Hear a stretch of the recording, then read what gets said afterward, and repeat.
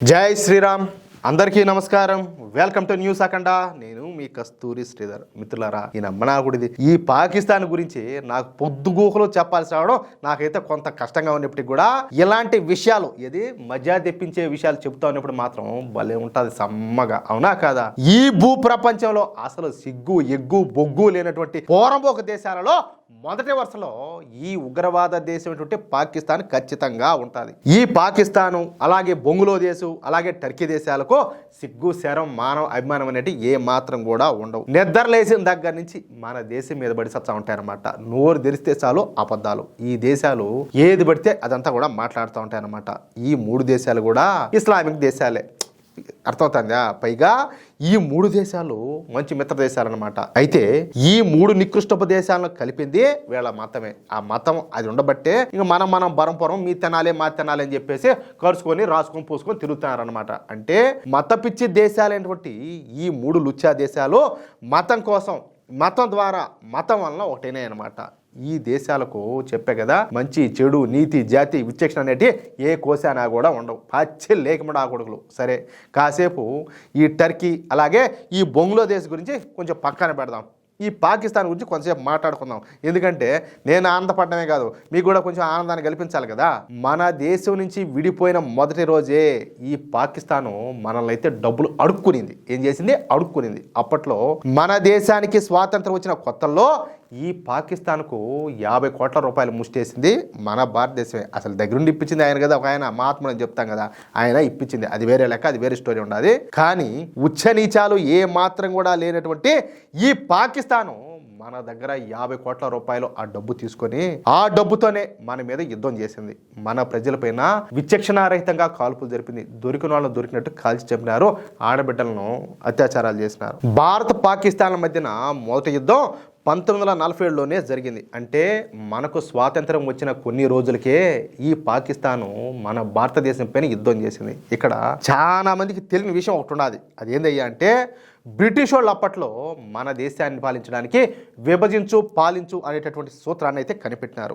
ఈ ఫార్ములా ప్రకారం హిందువులు అలాగే ముస్లింల మధ్యన విభేదాలు సృష్టించి ఆ మంటల్లో ఈ బ్రిటిష్ వాళ్ళంతా కూడా చలిగాంచుకుంటా ఉన్నారన్నమాట. అప్పట్లో తరచుగా ఈ మత ఘర్షణలన్నీ కూడా జరుగుతూ ఉన్నాయి. ఆ మత ఘర్షణలో హిందువులంతా కూడా పెద్ద సంఖ్యలో చనిపోతా ఉన్నారన్నమాట. అందుకే హిందువులు పిరికోళ్ళని, హిందువులకు పోరాడే సామర్థ్యం లేదని, హిందువులు యుద్ధం అంటే భయపడతారని, 10 మంది హిందువులకు ఒక ముస్లిం చాలని, ఒక ముస్లిం సైనికుడు 10 మంది హిందూ సైనికుల్లో మేనేజ్ చేయగలుగుతాడని చెప్పేసి పాకిస్తాన్లో పెద్ద ఎత్తున ప్రచారం అంతా కూడా ఉన్నింది. అర్థమైందా? అదే నిజం అని చెప్పుకొని ఒక ఊహాజనిత లోకంలో విహరించినటువంటి మహమ్మద్ అలీ జిన్నాగాడు మన భారత్ పైన దాడి చేసినాడు. ఎంత బలుపుయ్యా, ఎంత బలుపు అంటాలే. మనం విసిరేచ్చే దొరికిన ఒక మొక్క పాకిస్తాను మళ్ళీ వాళ్ళు బతికేదానికి 50 కోట్లు డబ్బులు ఇచ్చినాము. ఇన్ని చేసి మదవిక్కిపోయి లమిడి కొడుకులు మళ్ళీ మన మీదనే దాడికి తెగబడినారు. ఫలితం ఏంటంటే పాకిస్తాన్ అత్యంత దారుణమైనటువంటి ఓటమిని అయితే చవి చూసింది. ఈ ఘోర పరాజయంతో తలదించుకొని వెనకైతే వెళ్ళిపోయింది. అంటే ఓరే స్వామి, ఆడికి పోతే ఒంగన పెట్టి మింగన పెడతారా నాయన, మనం భారతీయులతో పెట్టుకోకూడదని చెప్పేసి వాళ్ళకి ఫస్ట్ టైం బాగా అర్థం ఏంటది అనమాట. మన కర్మగాలి అప్పట్లో మన దేశానికి ప్రధానిగా నెహ్రూ ఉన్నాడు. కానీ అదే గనక సర్దార్ వల్లభాయ్ పటేల్ గారు గనక ప్రధానిగా ఉన్నట్లయితే లాహోర్ వరకు భూభాగం మన దేశం చేతిలో ఉండిండు. అవునా కాదా? ఈడో పెరుకోవడం అంతే, దీని యొక్క తొక్కాడు భారతం అంటే. సరే, అప్పటి నుంచి ఈ పాకిస్తాన్ కోసం బ్రతకడంలే, మన కోసమే బతుకుతాంది. మన మీద ఎలాగైనా సరే పగ సాధించాలని, తమ జీవితంలో ఒక్కసారైనా సరే భారత్ పైన పైచేయి సాధించాలని చెప్పేసి ఈ ఉగ్రవాద దేశమైనటువంటి ఈ పాకిస్తాన్ ఆర్మీ కొన్ని దశాబ్దాలుగా ప్రయత్నాలన్నీ కూడా చేస్తానే ఉండాలి. అందుకోసం తీవ్రవాదాన్ని పెంచి పోషించింది. అలాగే అనేక దేశాల సంకలనం ఆకింది. అలాగే ఆయుధాలను కూడా కొనుగోలు చేసింది. ఇందుకోసం వేల కోట్ల డాలర్లన్నీ కూడా ఖర్చు పెట్టింది. ఏముండదు, అయిపోతే మళ్ళీ ఉన్నాయి కదండి ఇస్లామిక్ దేశాలు, అరబిక్ దేశాలన్నీ ఉన్నాయి కదా, వాళ్ళకి ఆడి బేది చెప్పెత్తుకో మీద మళ్ళీ ఆడుకునేది, మళ్ళీ వచ్చేది, మళ్ళీ ఏదో ప్రయత్నాలన్నీ కూడా చేస్తూ ఉండేది. ఈ విధంగా అనమాట. ఫలితంగా ఏంటంటే పాకిస్తాను ఒక తీవ్రవాద దేశం అనేటటువంటి ముద్రనైతే సంపాదించుకునేది. దీంతో ఇక పాకిస్తాన్ అతి దారుణమైనటువంటి పేదరికం లేక కూరుకుపోయింది. ఆ దరిద్రం అలాంటి దరిద్రం కాదు, మామూలు దరిద్రం కాదు. పాకిస్తాన్లో 25 కోట్ల మంది జనాలుంటే వాళ్ళలో 20 కోట్ల మందికి కనీసం 3 పూట్ల తినడానికి తెగాణా లేదంట.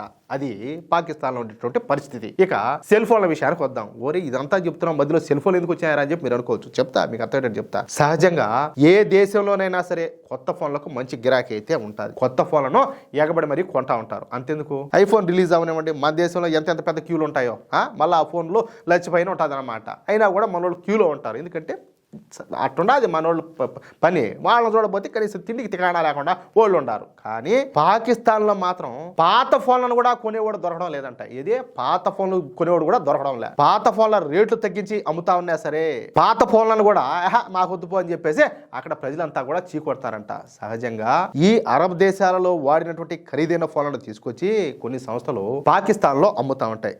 ఈ యాపిల్ కావచ్చు, గూగుల్ కావచ్చు, శాంసంగ్ కావచ్చు, ఈ మోటరోలా కావచ్చు, ఇలాంటి ఖరీదైనటువంటి సెకండ్ హ్యాండ్ ఫోన్లను పాకిస్తాన్కి తెచ్చి అమ్ముతూ ఉంటారు. ఇక వాటిని మొన్నటి వరకు పాకిస్తాన్లో ఎగబడి కొంటా ఉన్నారంట. కానీ ఇప్పుడు పరిస్థితులన్నీ పూర్తిగా మారిపోయినాయి కదా. మంచి రన్నింగ్లో ఉన్నటువంటి సెకండ్ హ్యాండ్ యాపిల్ ఫోన్ను 5,000 పాకిస్తాన్ రూపాయలకు అమ్ముతా ఉన్నా కూడా కొనేవాడు లేడంట.